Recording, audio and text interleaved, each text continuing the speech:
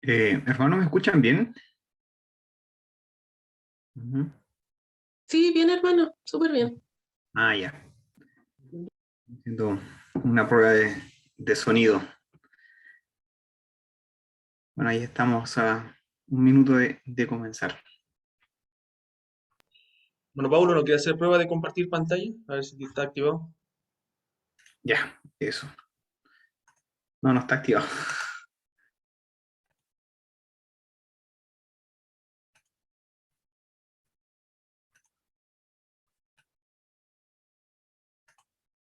¿Y ahora?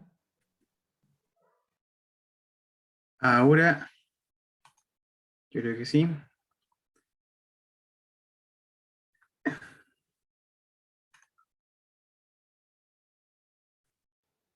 Y ahí se ve Se ve, compartir. ¿cierto?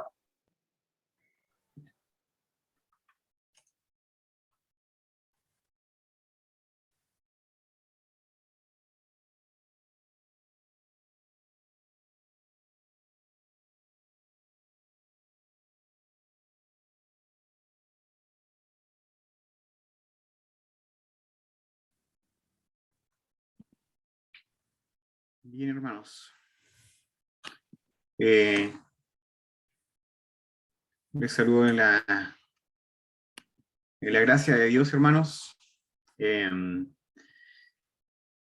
bueno, primero voy hoy día a estar dirigiendo yo el estudio en relación a la premembresía en, en reemplazo del pastor. Debido a que, bueno, ustedes ya saben que nuestra hermana Vicky ha estado delicada de salud, entonces el pastor me ha pedido para poder, obviamente, cuidar de su niño y también de nuestra hermana, poder dirigir el estudio yo. Así que voy a estar hoy día y vamos a estar viendo lo que tiene que ver con las clases de discipulado básico, lo que tiene que ver con el conocimiento de la santa palabra de Dios. Déjenme desconectar algo antes de comenzar. Que tengo acá. Quiero que esté sonando a cada rato.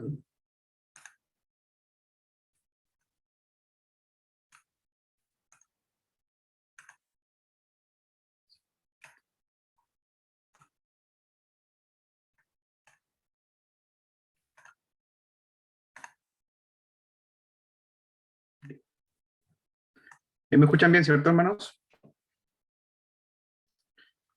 Ok, bueno, como ya el pastor ya ha tenido, ya esta es la cuarta clase de Premio Universidad, ¿cierto? Cuarta, quinta, cuarta clase, sí. Ya, entonces, la semana pasada se estuvo viendo acerca del conocimiento del Espíritu Santo Sí, en relación a hermano, cómo... ya. ¿Ah? No sé. Se estuvo viendo acerca del conocimiento del Espíritu Santo, de qué forma el Espíritu Santo actúa en nosotros, conociendo de cómo Él ha estado desde el principio, ¿cierto? Del comienzo de los cielos y la tierra, ¿cierto? Cómo se movía el Espíritu de Dios sobre la faz de la tierra. Y a lo largo, ¿cierto?, de toda la Escritura hemos visto cómo es el actuar del Espíritu Santo. Y hoy día vamos a ver lo que tiene que ver con esta, ¿cierto?, cuarta clase sobre el conocimiento de la Santa Palabra de Dios. Yo sé que esto también nos va un poco eh, reforzar lo que se ha visto en la confesión de fe. En la confesión de fe, ¿cierto? El primer punto, el primer capítulo de la confesión de fe habla acerca de la Escritura. Entonces, esto también nos va a reforzar algo que ya seguramente ustedes han visto en los estudios de la confesión de fe para los hermanos de San Carlos el día martes y para los hermanos de Chillán el día jueves. Entonces el texto de la clase de hoy va a estar aquí acá está, en 2 de Timoteos 3, 15 al 17, ¿cierto? Pablo hablando a su discípulo, a Timoteo, y dice, y que desde la niñez has sabido las sagradas escrituras, las cuales te pueden hacer sabio para la salvación por la fe, que es en Cristo Jesús. Toda la escritura es inspirada por Dios y útil para enseñar, para redarguir, para corregir, para instruir en justicia, a fin de que el hombre de Dios sea preparado enteramente, eh, disculpen, a fin de que el hombre de Dios sea perfecto, enteramente preparado para toda buena obra. Segunda de Timoteos, capítulo 3, versículo 15 al 17. Entonces, la doctrina que vamos a ver hoy, que tiene que ver con la doctrina de la Sagrada Escritura, nosotros creemos que tanto el Antiguo Testamento como el Nuevo Testamento son inspirados verbalmente por Dios y que son infalibles en los escritos originales, ¿cierto? Bien sabemos nosotros que la palabra o las Biblias que nosotros tenemos son traducciones que se han hecho, ¿cierto?, de los textos originales y se han ido traduciendo a nuestro idioma. Pero la escritura, ¿cierto?, la inspiración de Dios es la autoridad suprema y final de todo asunto en lo que es la vida y la fe. Entonces, esa es una definición preliminar en lo que tiene que ver con la escritura. Nosotros vemos en la historia, para ir a hacer un pequeño, una pequeña introducción, ¿cierto? Antes del exilio, ¿cierto? Existían un cuerpo grande de literatura sagrada, que eran los libros de Moisés, ¿cierto? En el Antiguo Testamento, ¿cierto? Vemos también algunos profetas también escribieron señalando verdades acerca de lo que Dios quiso revelar a su pueblo, ¿cierto? Y los judíos durante su historia vivían en su fe sin un canon cerrado. De las escrituras ya vamos a hablar acerca de lo que qué quiere decir la palabra canon. Entonces, hasta el aparecimiento de la literatura apócrifa durante el tiempo. ¿Estoy yo haciendo algo ya, no? No sé, ¿se ve rayado, no? ¿Que alguien me puede decir? Sí, se ve rayado como que alguien dibujó la pantalla. Sí. ¿Qué pasó acá? Alguien tiene como administrador, parece. Algo pasó ahí. ¿No está hackeando a alguien? Esas A ver. trazas parecen de un niño. No, al parecer, ¿Es hermano, maravilloso? cualquiera que toque la pantalla le salen rayas. ¿Cómo? O sea, que mueva el mouse. Por eso. ¿Cómo dice, pastor? Al parecer, cualquiera que mueva el mouse por ahí van a salir rayas, así que es normal. Normal. Ya. Bien. Entonces, nosotros vemos que en el Antiguo Testamento vemos, ¿cierto?, los escritos de Moisés y los profetas, y en el tiempo de Jesús, el Antiguo Testamento era llamado la Tanaj, ¿cierto?, que consistía en la ley, los profetas y los escritos. El primer libro del cual eran los Salmos, ¿cierto? Y en el canon en el Antiguo Testamento se estableció en el sínodo de Jamnia en el año 90 después de Cristo. El sínodo es una asamblea que se hizo más o menos esto es lo que relata la historia, ¿cierto? Hay algunos que difieren de esto, pero generalmente se hace referencia a que en este sínodo, en esta asamblea, se estableció lo que fue el canon del Antiguo Testamento.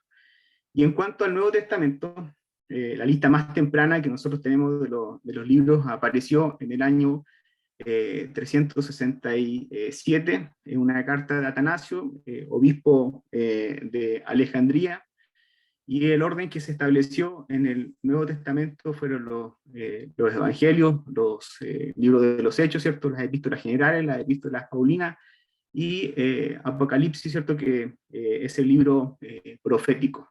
Entonces, vemos allí nosotros que una pequeña introducción, lo que es el Antiguo Testamento, ¿cierto? Y el Nuevo Testamento como una pequeña introducción de lo que nosotros vamos a ver más adelante. La revelación general y especial. Dios, ¿cierto?, se ha revelado, y como primer punto, la revelación general y creación y conciencia. Yo creo que busquen en el libro de Romanos, capítulo 1, versículo 19 al 20, si es que alguien, para poder hacer un poco interactivo este estudio, que si alguien lo pueda leer, hermano Marcelo, si lo tiene ahí. Romano 1. Romano 1, 19 al 20. Amén. Porque lo que Dios se conoce le es manifiesto, pues Dios se lo manifestó. Porque las cosas invisibles de Él, su eterno poder y deidad, se hacen claramente visibles desde la creación del mundo, siendo entendidas por medio de las cosas hechas, de modo que no tienen excusa. Ajá. Amén, gracias hermano. Entonces nosotros vemos que hay una revelación general que se da a todos los hombres, y acá se incluyen tanto inconversos como conversos, ¿cierto? Que Dios se ha revelado a todo el mundo por medio de la creación, pese a que nosotros vivimos en una creación que está también bajo el pecado. Aún así, esta creación es hermosa. Nosotros podemos ir a, a lugares hermosos, por ejemplo, al sur de Chile, y podemos maravillarnos de la creación de Dios, podemos maravillarnos, ¿cierto?, de cómo Dios creó las montañas, los lugares, ¿cierto?, tan hermosos que son apetecidos por los turistas en el sur de Chile, como Puerto Varas, podemos nombrar. Entonces, en todos esos lugares nosotros podemos ver la mano de Dios, y el hombre que no es, ¿cierto?, convertido, puede ver allí la creación de Dios, puede ver, ¿cierto?, cómo Dios ha creado las cosas. Entonces allí vemos nosotros una revelación general, ¿cierto?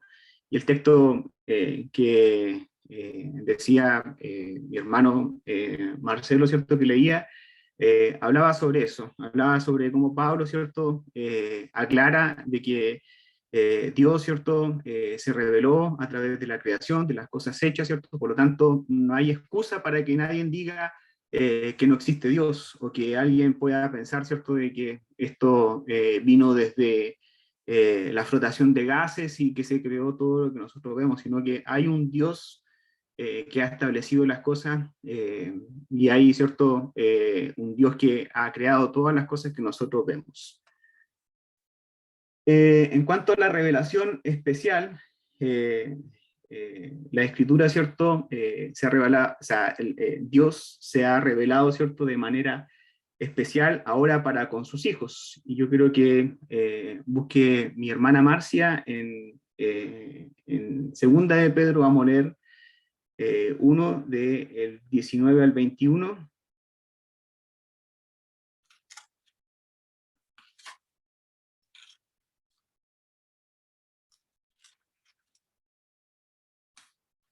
Yo voy a leer el libro de Hebreos.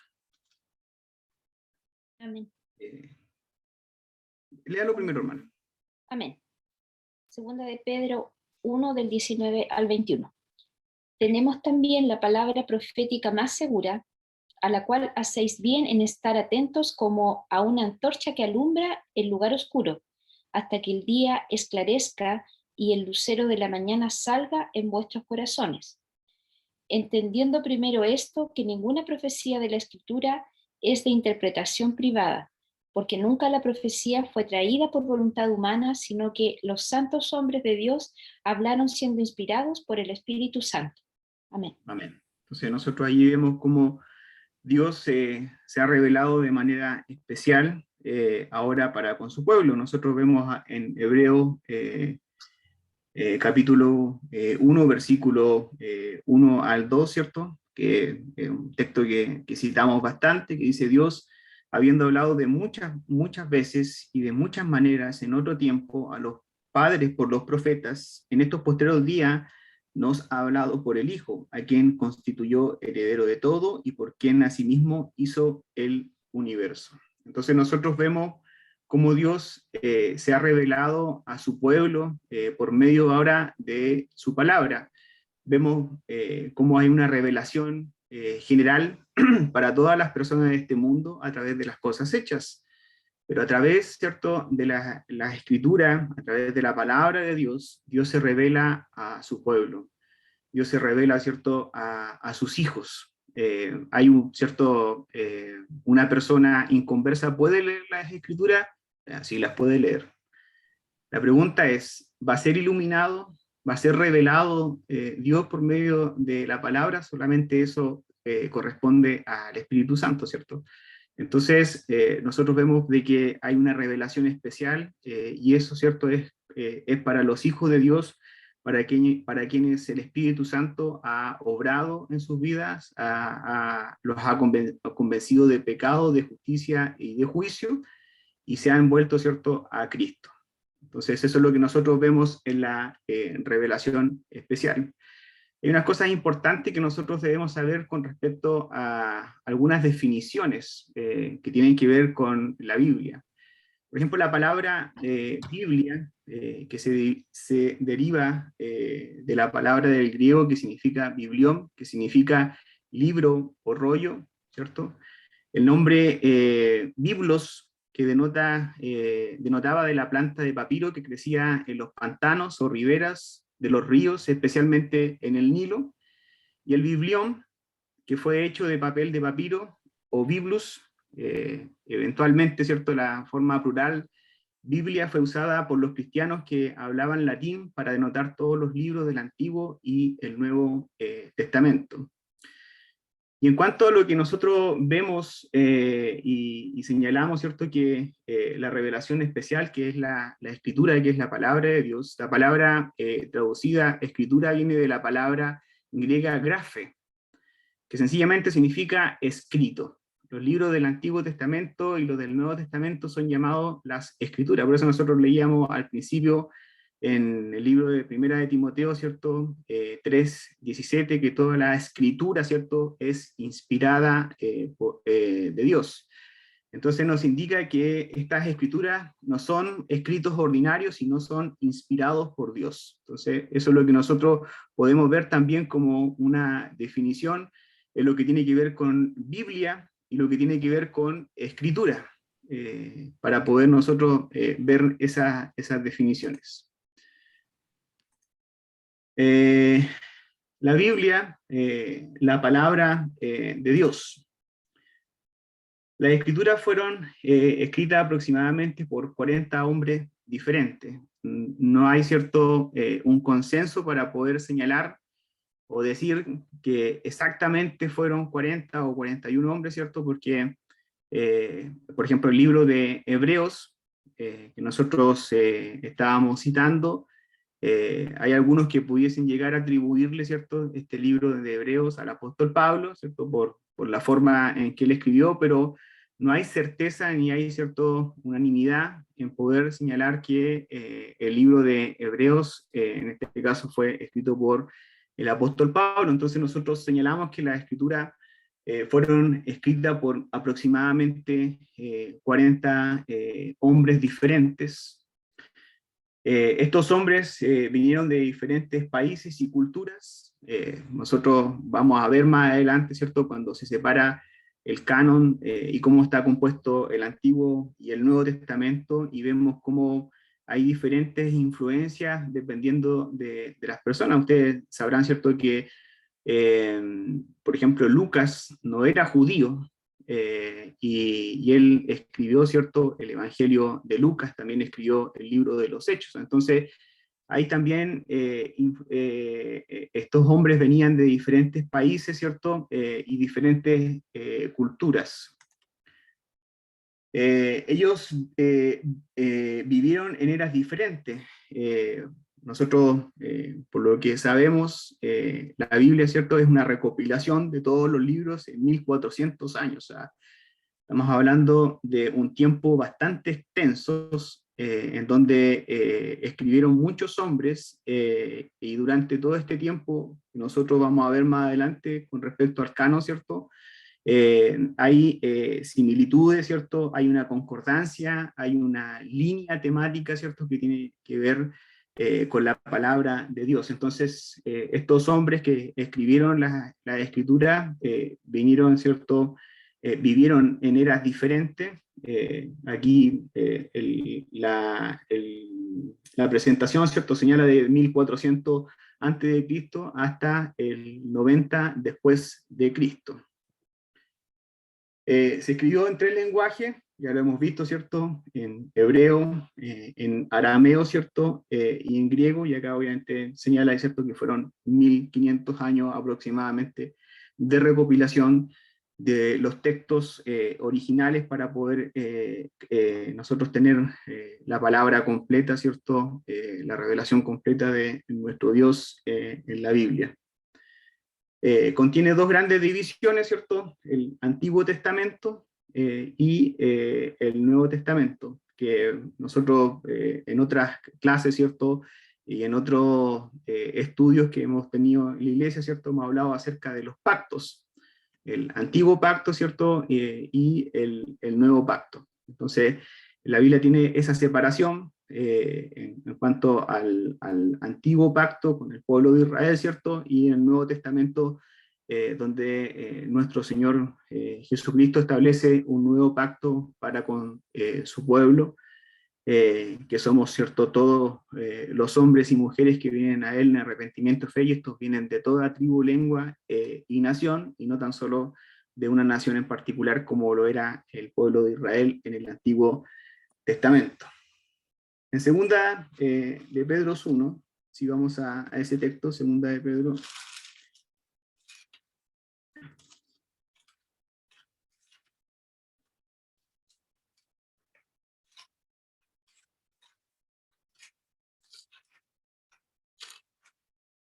Segunda de Pedro 1, 21, señala y dice: porque nunca la profecía fue traída por voluntad humana, sino que los santos hombres de Dios hablaron siendo inspirados por el Espíritu Santo. Entonces nosotros vemos que la inspiración de la Escritura, desde el Génesis al Apocalipsis, fue inspirado, ¿cierto?, por Dios, ¿cierto? Y vamos a ver más adelante cómo el Espíritu Santo, ¿cierto?, actuó, ¿cierto?, supervisó en cuanto a lo que escribía cada uno de los autores de las Escrituras.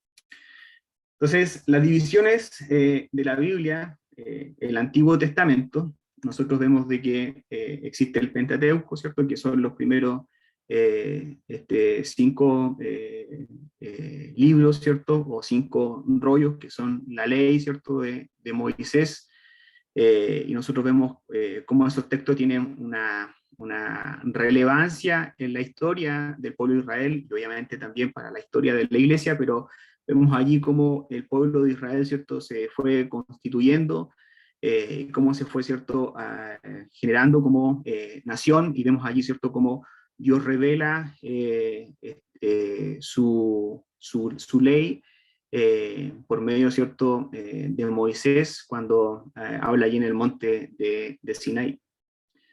Entonces los primeros 5 libros, ¿cierto?, fueron escritos por Moisés, cerca del 1400 a.C., son llamados el Pentateuco, ¿cierto?, que son los 5 de la ley del Génesis al Deuteronomio. Génesis, ¿cierto? Que es el principio, la creación, vemos cómo Dios creó las cosas por medio de su palabra, cómo formó y creó al hombre a imagen y semejanza. En el libro de Éxodo, Dios libera a su pueblo de Egipto, ¿cierto? Como en el libro de Génesis, ¿cierto? Hay una profecía con respecto al pueblo de Israel que iba a estar 400 años de esclavitud en Egipto, y como Dios, ¿cierto? En el libro de Éxodo levanta a Moisés para poder, ¿cierto? Liberar al pueblo de Israel. Levíticos, vemos, ¿cierto? La expiación, la santidad, el servicio de los levitas, ¿cierto? En el templo, en el tabernáculo, ¿cierto? Que Dios había designado a la tribu de Leví para que pudiesen ellos encargarse de el sacerdocio y todo lo que tenía que ver con el tabernáculo. Números, que es el pueblo de Dios, ¿cierto? Como vaga 40 años por el desierto, y da muchos números sobre la nación de Israel, ¿cierto? Uno cuando lee, ¿cierto? El libro de Números, va leyendo, ¿cierto? Con respecto a las cantidades de personas que pertenecían a las tribus, al pueblo de Israel, ¿cierto? Y nos da información específica, ¿cierto? Información importante que tiene que ver con el pueblo de Israel. Y Deuteronomio, que es el último libro del Pentateuco, ¿cierto? Que es la repetición de la ley, y los discursos de Moisés para preparar al pueblo para entrar a la tierra prometida. No sé si hasta ahí hay alguna pregunta, hermanos.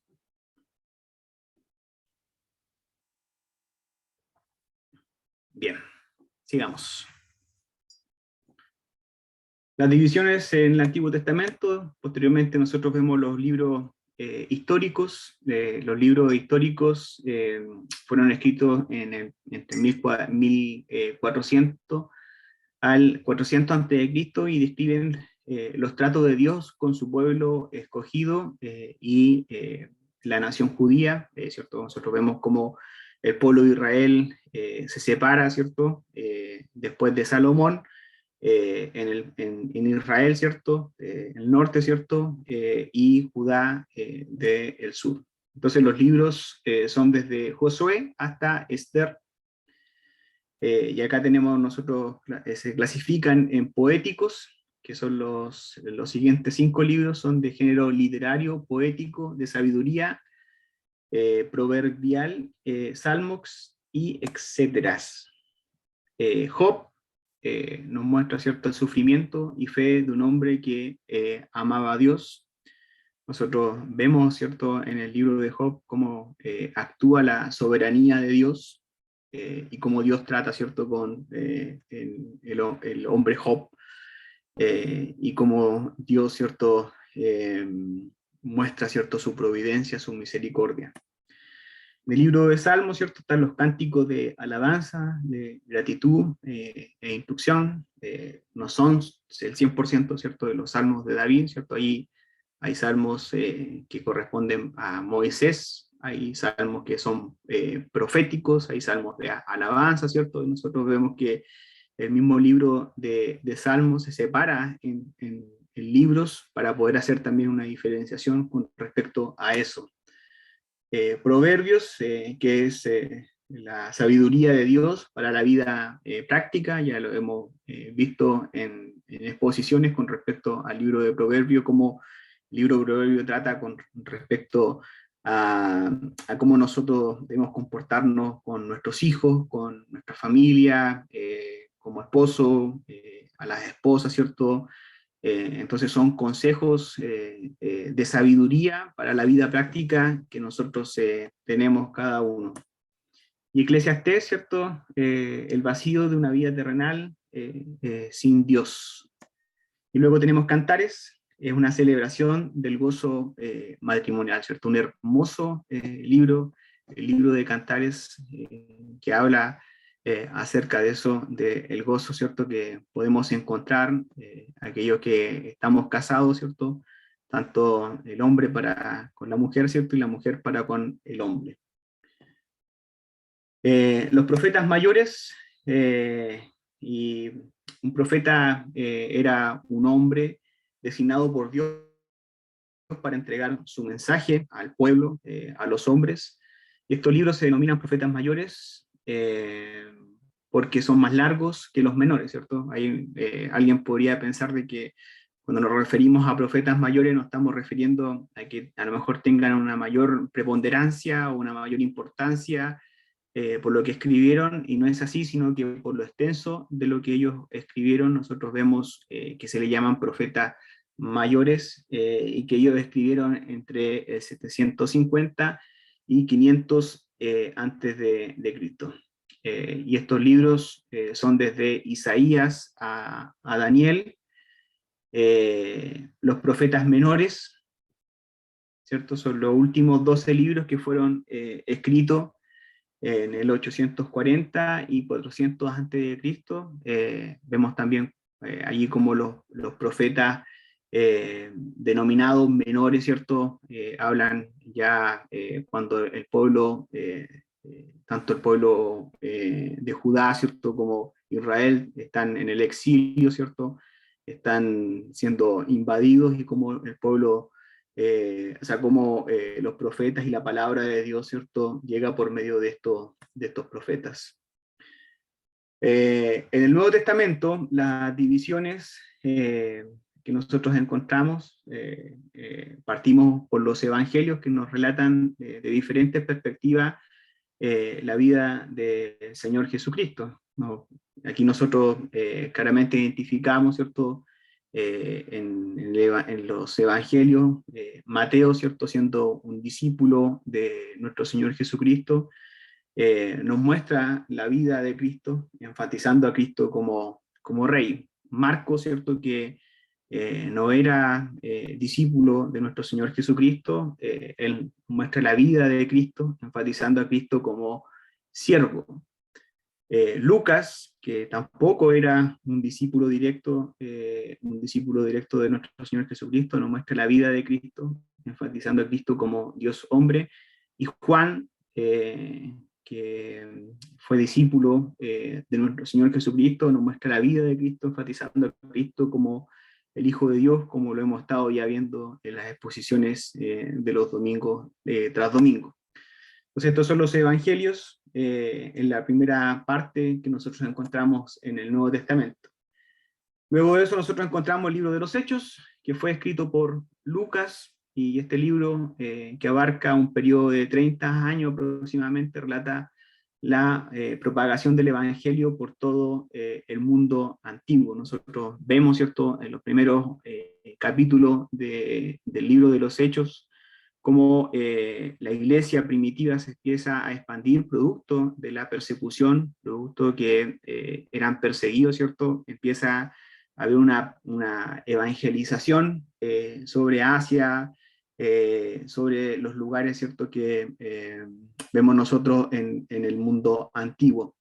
Las cartas paulinas, estas cartas fueron escritas tanto a individuos como a iglesia, y son 13 cartas que nosotros vemos que el apóstol Pablo escribe en diferentes situaciones, en diferentes contextos en los cuales se encontraban a veces las iglesias. Vemos cartas muy diferentes que tienen que ver con, por ejemplo, con Corintios, una carta muy diferente a los Efesios, a Gálatas, ¿cierto?, porque cada una de estas iglesias tenía problemáticas diferentes, y cómo el apóstol Pablo, ¿cierto?, trata con cada una de ellas. Y vemos cartas dirigidas, por ejemplo, a Timoteo, a Filemón, ¿cierto?, a Tito. Vemos cómo esas cartas, ¿cierto?, tienen un carácter pastoral, ¿cierto?, si lo pudiéramos llamar así, para poder, ¿cierto?, expresar un mensaje en particular a cada uno de estos hombres. Estas son las cartas, ¿cierto?, del libro de Romanos. Bueno, esta carta en particular de Romanos, ¿cierto?, se señala que es una carta de un alto contenido teológico, ¿cierto?, esta carta, y que va bueno, con las cartas en adelante y llega hasta Filemón. Las cartas generales, estas son 8, desde Hebreos a Judas, se denominan generales porque en su mayor parte su público objetivo parece que son los cristianos en general, más que personas individuales o congregaciones, como en el caso de las epístolas paulinas. Entonces nosotros vemos allí en estas cartas cómo tienen un tema central, pero aplicable, ¿cierto?, perfectamente a cualquier iglesia. No van dirigidas específicamente a una iglesia en particular, sino que tienen un contenido que nosotros podemos aplicar directamente a nuestras vidas. Entonces son cartas que tienen una riqueza tremenda en cuanto a las aplicaciones que nosotros podemos ver en cada una de estas cartas. Como lo decía, nosotros en Hebreos no sabemos a ciencia cierta quién es el autor, ¿cierto? Hay algunos que se inclinan por señalar de que fue el apóstol Pablo, pero no hay una unanimidad con respecto a quién fue el autor del libro de Hebreos. Y Apocalipsis, que tiene una narración apocalíptica, es el último libro del Nuevo Testamento, que fue escrito, ¿cierto?, por el apóstol Juan, y fue escrito para dar ánimo a las iglesias de Asia Menor que estaban siendo perseguidas. La carta tiene objetivos de poder traer una profecía, pero traer ánimo a creer, ¿cierto?, que la guerra estaba ganada por Cristo. Se relata en un género literario apocalíptico y habla de cosas que ya acontecieron y que acontecerán, como el regreso triunfante de Cristo, ¿cierto?, y la eternidad. Entonces, vemos nosotros cómo está dividido el Nuevo Testamento con lo que ya habíamos señalado. Ahora, para aclarar algunos puntos que tienen que ver con la revelación, no sé si hasta ahí, hermanos, hay alguna duda, consulta.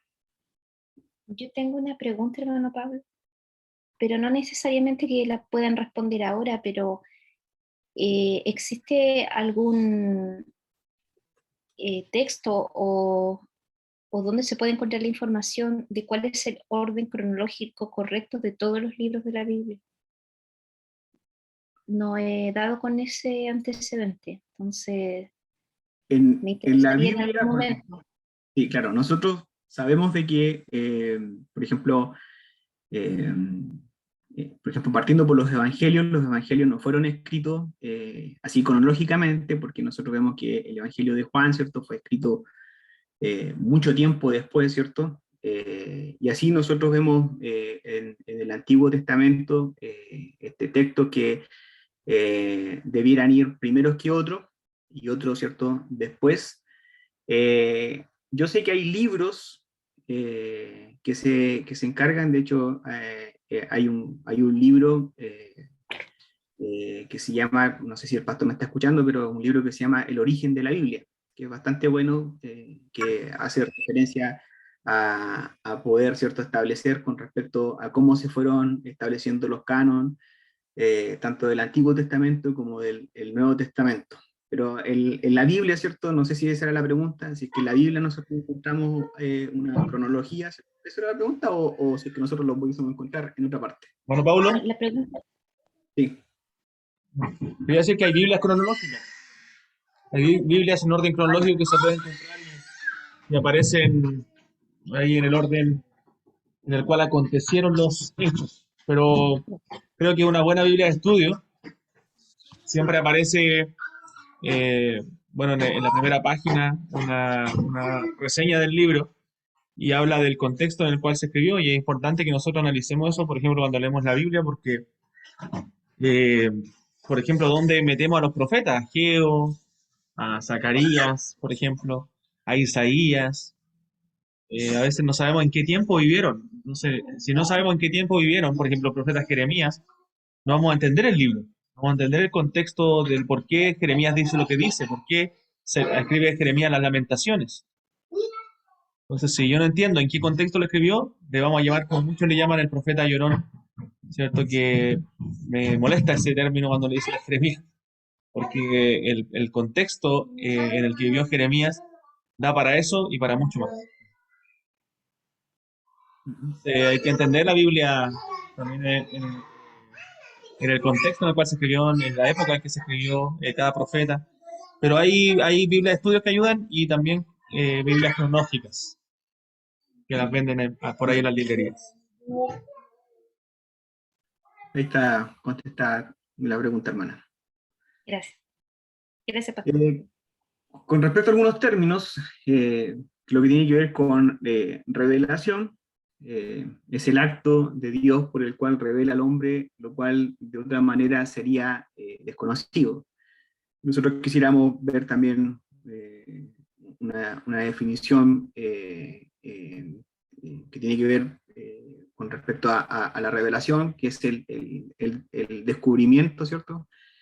Y especialmente la comunicación del mensaje de Dios a los hombres, la comunicación de la verdad que no podía ser descubierta en otra forma. Entonces, la revelación, nosotros se define como poder, ¿cierto?, mostrar algo que estaba totalmente oculto, que estaba totalmente desconocido para nosotros, y que Dios trajo a revelación por medio de su palabra.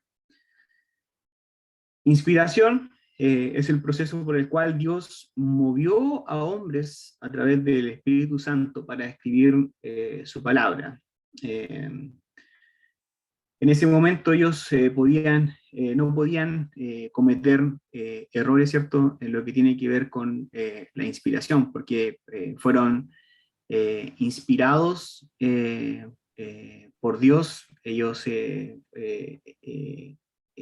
fueron dirigidos, supervisados por el Espíritu Santo. Entonces, a través de la inspiración, Dios, de estos hombres, ¿cierto?, Dios trajo las palabras que Él quiso expresar en su palabra.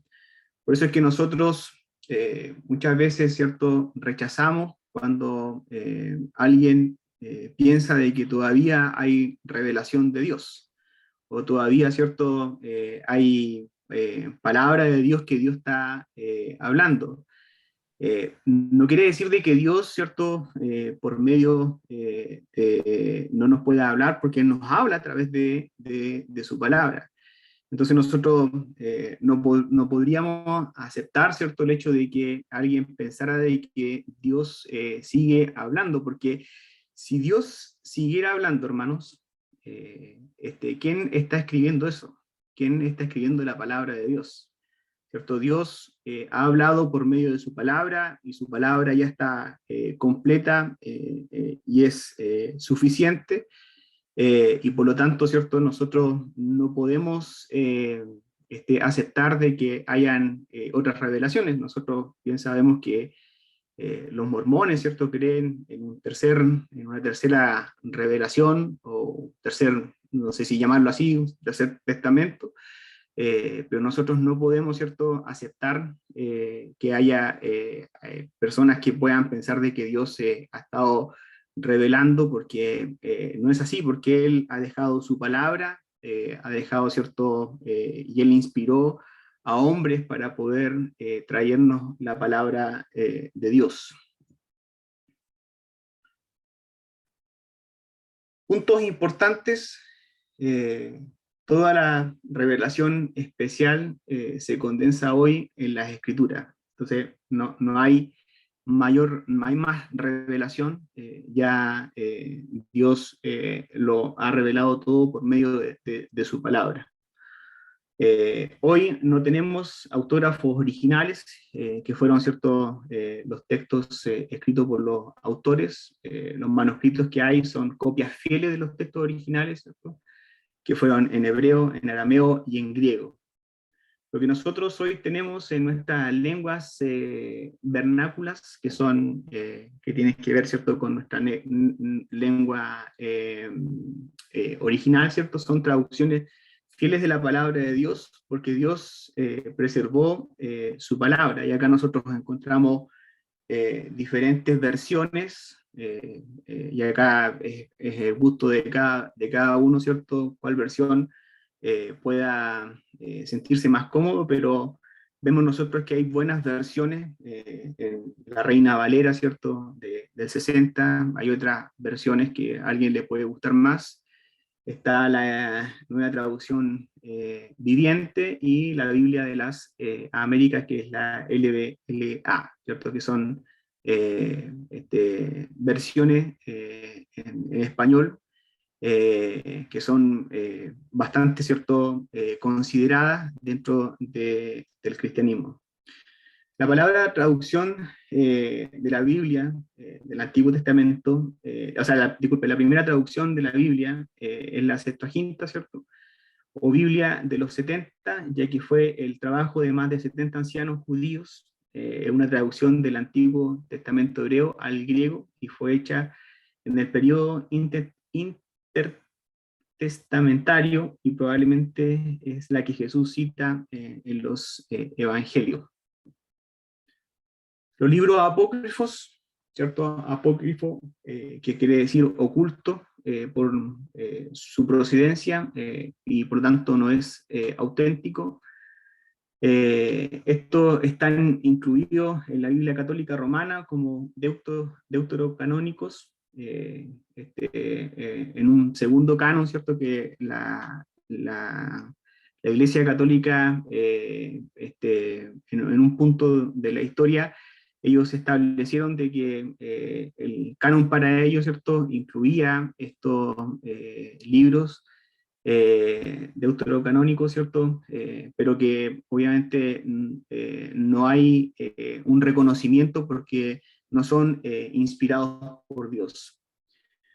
Con respecto a estos libros deuterocanónicos o apócrifos, nunca son citados en el Nuevo Testamento, Cristo nunca los menciona en su lista, y obviamente no fueron aceptados por la Iglesia. Carecen del soporte y la aprobación de los escritos judíos, antiguos. Y obviamente tienen problemas con su contenido. Por ejemplo, el libro de Tobías enseña que el dar limosna puede salvar de la muerte y de la morada oscura. Entonces nosotros por ahí podemos, ¿cierto?, entender lo que pasó en el siglo XVI con respecto a la limosna, con respecto a lo que protestaba Martín Lutero en contra de las indulgencias. Macabeos indica que se puede hacer expiación por los muertos.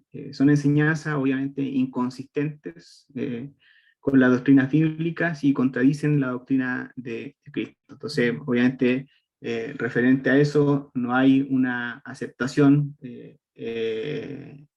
para poder, ¿cierto?, incluir estos libros como el canon que se ha establecido. Ahora, ¿por qué son 66 libros? En primer lugar, el testimonio de Dios, el Espíritu Santo, a la autoridad de su propia palabra. Dos, la autoría profética y apostólica. Nosotros, me parece, no sé si habíamos leído si no, lo buscamos, por favor, hermano Osvaldo, si puede buscar en 2 de Pedro, capítulo 1, versículo 20 al 21. Entonces, vemos nosotros la autoría profética y apostólica que tenía que ver, ¿cierto?, para que un libro fuera aceptado dentro del canon. No sé si lo tiene, hermano Osvaldo. Amén. Lo habíamos leído, sí, antes. Sí. Entendiendo primero esto, que ninguna profecía de la Escritura es de interpretación privada, porque nunca la profecía fue traída por voluntad humana, sino que los santos hombres de Dios hablaron siendo inspirados por el Espíritu Santo. Amén. Entonces ahí obviamente queda clarísimo lo que señala el apóstol Pedro. Tercero, el cuidado providencial de Dios en la preservación de lo que Él desea preservar de acuerdo a su propia voluntad, ¿cierto?, de lo que Él ha mostrado por medio de los 66 libros que nosotros tenemos en la Biblia. Cuarto, el pueblo de Dios respondiendo en reconocimiento del canon con su fe y sumisión, ¿cierto? Que es la catolicidad. Quinto, muchos de los libros del canon presenten, dicen ser la palabra, muchos de los libros del canon presentes dicen ser la palabra de Dios, evidencia, ¿cierto?, interna con respecto a que cada uno de los libros que nosotros tenemos señala verdades, ¿cierto?, que fueron aceptadas en los concilios. Sexto, en lo que se refiere al Antiguo Testamento, Cristo validó los libros. Nosotros vemos varios textos, como es el texto, ¿cierto?, de Lucas con los caminantes de Maús, ¿cierto?, cuando cita el Antiguo Testamento, lo vemos en Mateo, ¿cierto?, 22, ¿cierto?, y como el contenido da honra a Dios. Séptimo, en lo que se refiere al Nuevo Testamento, Pedro reconoció que los escritos de Pablo como escritura, ¿cierto? Y Pablo reconoció a Lucas como escritura, como lo vemos nosotros en Primera de Timoteo. Entonces, en los mismos libros, ¿cierto?, vemos que hay ciertos reconocimientos con los escritos en otros textos, como lo vemos, Pedro reconocía al apóstol Pablo, ¿cierto?, pese a que reconocía que era difícil poder entenderlo, pero reconocía, ¿cierto?, que era palabra de Dios. La suficiencia de las escrituras. Segunda de Timoteo, ¿cierto? Ya lo habíamos leído. Segunda de Timoteo 3, el 15 al 17, el pasaje, ¿cierto?, que nosotros siempre hemos citado sobre la inspiración de las escrituras, ¿cierto?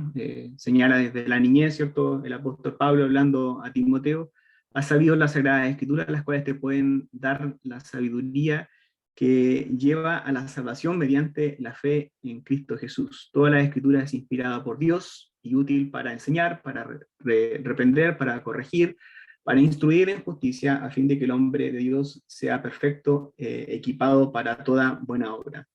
Esto es importante, hermano, que nosotros podamos mirarlo en profundidad con respecto a que toda la escritura es inspirada por Dios, porque hay movimientos liberales, ¿cierto?, que con respecto a este texto no dicen que toda la escritura es inspirada por Dios, sino que dicen que parte de la escritura es inspirada por Dios. O sea que la escritura no toda fue inspirada por Dios, sino ciertos fragmentos. Ahora, no sé cómo hacen para poder decir qué parte de la Biblia es inspirada por Dios y otra para decir cuál no sea inspirada por Dios.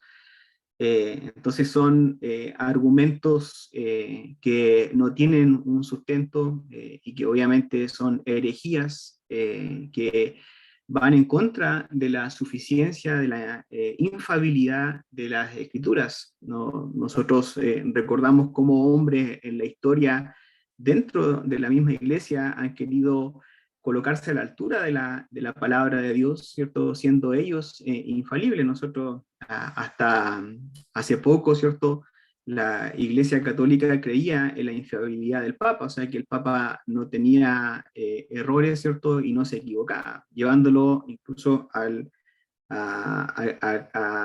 nivel de la palabra de Dios. Entonces, de estos textos, de este texto que nosotros vemos aquí en 2 de Timoteo 3, del 15 al 17, aprendemos en primer lugar que las escrituras eran suficientes para la salvación de Timoteo. Y en segundo lugar, también eran suficientes para prepararle para su ministerio. Si fueron suficientes para preparar a Timoteo para servir en la iglesia como pastor, también lo son para preparar a todo creyente. Da igual el servicio del cual Dios lo llame. En la Biblia encontramos todo lo que necesitamos para confiar en Cristo y servirle en esta vida. Entonces, en cuanto a este punto de la suficiencia, como le decía, nosotros debemos estudiar la Escritura seriamente, debemos tener un estudio serio de la palabra de Dios, porque en ella está la palabra de Dios, ¿cierto? Creo que en otras oportunidades se ha mencionado, ¿cierto? Muchas veces hay algunos que desean que Dios les hable a su vida audiblemente, y andan experimentando cosas, ¿cierto? O revelaciones místicas en relación a esto, ¿cierto? Como hay personas que se atreven hoy en día a decir de que Dios le ha hablado, pero si nosotros queremos que Dios nos hable, hermano, nosotros tenemos que ir a la palabra de Dios. Y si queremos que Dios nos hable audiblemente hoy en día, leamos la Biblia en voz alta, porque Dios, lo que nosotros tenemos hoy en día, por misericordia de Dios, es la palabra de Dios. Y lo que hoy en día, lamentablemente, no se considera en diferentes movimientos, incluso en pseudo iglesias, es no considerar la suficiencia de las escrituras. No creen que la escritura sea lo suficiente y por lo tanto permanentemente están queriendo buscar mayor revelación, y por eso nosotros encontramos personas que se levantan y dicen: yo recibí palabra de Dios, o yo tengo una palabra de Dios, y es porque no hay una seriedad con respecto a considerar la palabra que es la Biblia, que es la que nosotros tenemos hoy en día, como suficiente en todo ámbito en nuestra vida, suficiente en cómo nosotros somos en nuestra familia, suficiente como nosotros nos comportamos en nuestro trabajo, suficiente como nosotros somos como siervos de Dios. Entonces debemos obviamente dar una mayor importancia, y la importancia que se merece la palabra de Dios. Leyendo un libro, ¿cierto?, con respecto a poder muchas veces aprendernos textos de la Biblia de memoria, es la repetición. Nosotros debemos también practicar eso, de poder aprendernos la Biblia y textos. Obviamente no nos vamos a aprender toda la escritura, porque me parece que no hay nadie que en este mundo pueda aprenderse la Biblia, ¿cierto?, de memoria, desde Génesis hasta Apocalipsis, pero debemos nosotros practicar y tener una práctica de poder estar aprendiendo textos bíblicos, de poder tener la práctica de poder recordar textos bíblicos y que estén en nuestra mente, y esa es una práctica muy buena para poder nosotros permanentemente, cuando nosotros hablemos con la palabra de Dios como respaldo. Nuestro Señor Jesucristo lo hizo así, o sea, nuestro mayor ejemplo, nuestro Señor Jesucristo habló respaldado de la palabra de Dios. Entonces lo que nosotros tenemos que hacer es poder, cada vez que nosotros digamos algo, cada vez que nosotros hablemos algo que tenga relación, ¿cierto?, con la palabra de Dios, tenemos que buscar el sustento en las Escrituras, y no buscarlo, ¿cierto?, en otra cosa, o no pretender tener ciertas experiencias que nos puedan llevar a nosotros a respaldar lo que nosotros queremos decir, sino que el respaldo tiene que estar en la Escritura. Nuestra vida tiene que estar a la luz de la Escritura, no la palabra a la luz de nuestra vida. No sé si se entiende el concepto. Nosotros tenemos que mirar nuestra vida a la luz de la palabra, y no acomodar, ¿cierto?, la escritura a lo que yo pienso, a lo que yo creo, a lo que yo, ¿cierto?, he aprendido desde niñez, ¿cierto?, o lo que yo supongo que son las cosas, ¿cierto? Yo acomodo la palabra de Dios para que podamos nosotros explicar algo, porque eso, hermano, es un error tremendo, poder adecuar la palabra de Dios o torcer la palabra de Dios. Nosotros vemos la advertencia del apóstol Pablo a los pseudo cristianos, ¿cierto?, que estaban en Gálatas, estos falsos maestros que torcían las escrituras, que torcían, ¿cierto?, el evangelio, para poder ellos, ¿cierto?, acomodar lo que decía la escritura o lo que ellos entendían, y traer, ¿cierto?, confusión al pueblo. Entonces, cuidado con eso, ¿cierto? Es importante que nosotros citemos y que nosotros vivamos la palabra de Dios de una manera seria. Conclusión, tenemos la palabra profética más segura, a la cual hacemos bien en estar atentos. Vivamos, ¿cierto?, obedeciendo la palabra de Dios, viviendo una vida de acuerdo a lo que el Señor nos manda en su palabra. Estamos en un constante, ¿cierto?, aprendizaje. La palabra de Dios creo que cada uno de nosotros puede autochequearse para poder ver en qué nivel está, y es importante que nosotros hagamos ese autoevaluación, autochequeo a la luz de la palabra y veamos cómo está, ¿cierto?, nuestra vida ante los ojos de Dios. Entonces, hasta aquí vamos a dejar el estudio de hoy. No sé si hay preguntas, dudas.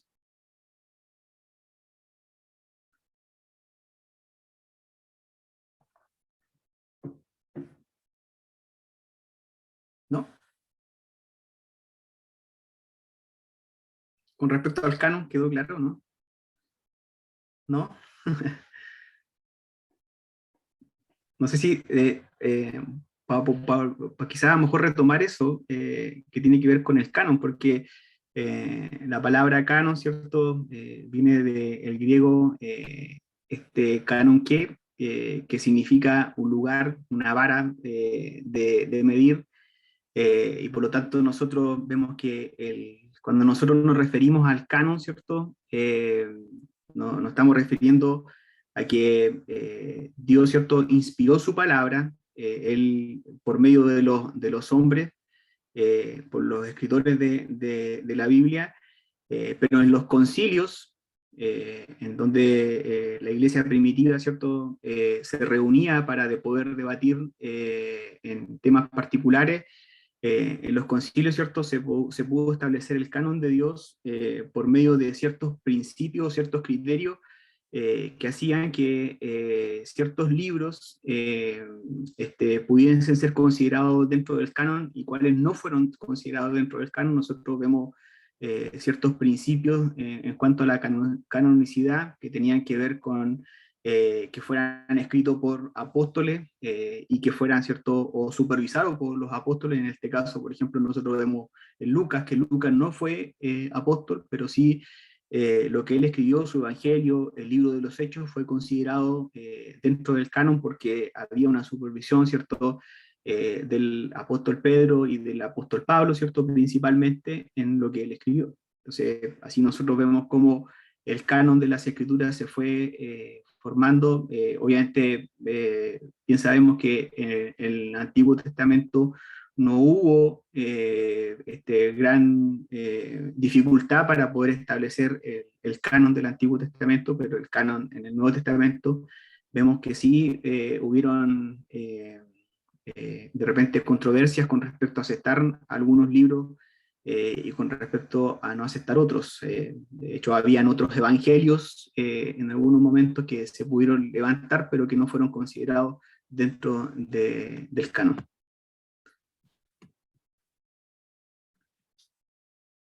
Pastor Gabriel, no sé si está por ahí. Hermano, Ahí está. Sí, no sé si quería, Pastor, usted añadir algo más. no, nada más, a menos que los hermanos tengan preguntas, no tengo nada que añadir. Gracias, hermano Pablo, por reemplazarme por el tema de mi esposa. No, ¿de qué, Pastor? Bien, hermanos, vamos a tener un tiempo de oración. El hecho de que yo esté dirigiendo el estudio de hoy, como les decía, es producto de que nuestro pastor está ahí complicado con respecto al estado de salud de la hermana Victoria, su esposa. Vamos a orar por ella, para que Dios sea con ella. Entiendo yo que todavía está en la urgencia, pastor. Sí, parece. Sí, hermano, ya está por salir, le queda poco ahí, Ya, pero tiene una infección en el riñón finalmente, ese es su problema. ok. Bueno, vamos a orar a Dios para que Dios, el tratamiento que le puedan dar a nuestra hermana Victoria pueda ser efectivo y pueda ella recuperarse de buena manera para nuevamente estar junto a nosotros, y también para que Dios fortalezca a nuestro pastor en su vida igual. Así que oremos, hermanos. Gracias damos, oh buen Dios, por permanentemente, Señor, mostrar su misericordia para con nuestra vida, Señor. Dios, sabemos que somos pecadores, que somos hombres y mujeres, Señor, que débiles y que permanentemente pecamos ante usted, Señor. Pero gracias damos, Señor, porque usted nos permite tener acceso a su palabra, Señor, por medio de la iluminación del Espíritu Santo que trae a nuestras vidas, en poder ser santificados en ella, Señor. Dios, gracias damos, Señor, por tener su palabra. Gracias damos, Señor, porque no estamos a la deriva. Al contrario, Señor, tenemos un rumbo. Y usted, Señor amado, es quien dirige, Señor, el rumbo de las cosas, Señor. Y usted le ha placido poder mostrarse por medio de su palabra, Señor. Dios, en esta hora queremos también presentar la vida de nuestra hermana Victoria, Señor, quien está con estas complicaciones de salud, Señor. Yo te ruego, Señor, que la asistencia médica para ella sea oportuna, sea eficiente, Señor, y que el tratamiento que pueda ella tener desde ahora, Señor, pueda ser efectivo, Señor, en su sistema inmunológico, en sus órganos, Señor, para que ella pueda estar pronto ya con su salud normalizada, Señor. Te ruego, Señor amado, que usted sea abriendo puertas, Señor. Dios, sabemos, Señor, que usted obra y creemos, Señor amado, en su poder sobrenatural, Señor, que actúa en medio de nosotros, Señor. Rogamos, Señor, en esta hora para que usted pueda acompañarla a ella, fortalecerla en este tiempo difícil, como así también a nuestro pastor, que usted también lo sea fortaleciendo a él, Señor, que él pueda confiar plenamente, Señor, en su providencia, en su soberanía, Señor. Dios, cuando suceden pruebas en nuestra vida, Señor, y nosotros descansamos en usted, Señor, hay paz en medio de nosotros, Señor, porque creemos profundamente que su voluntad es buena, agradable y perfecta, Señor. En usted descansamos en esta hora, Señor, rogando que también nuestro pastor también sea fortalecido en el cuidado también de sus hijos, Señor, para que usted también le ayude en eso, Señor. Lo rogamos, Señor, en esta hora, también una bendición para cada uno de mis hermanos. Te ruego, Señor, que usted sea con cada uno de ellos. Si hay también alguno que esté con alguna dolencia, esté con alguna complicación, usted, Señor amado, pueda también traer sanidad a sus vidas, Señor. En el nombre de Jesús oramos. Amén. Bien, hermanos, Dios les bendiga. Nos estamos viendo el día domingo, si Dios así lo permite. Nos vemos. Gracias, hermano Pablo. Hermano, Gracias, Gracias. hermano Paulo. Chao, hermano. Chao, hermanos. Nos vemos. Chao, hermano, Dios los bendiga. Amén.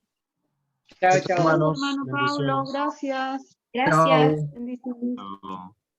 no. Chao, chao.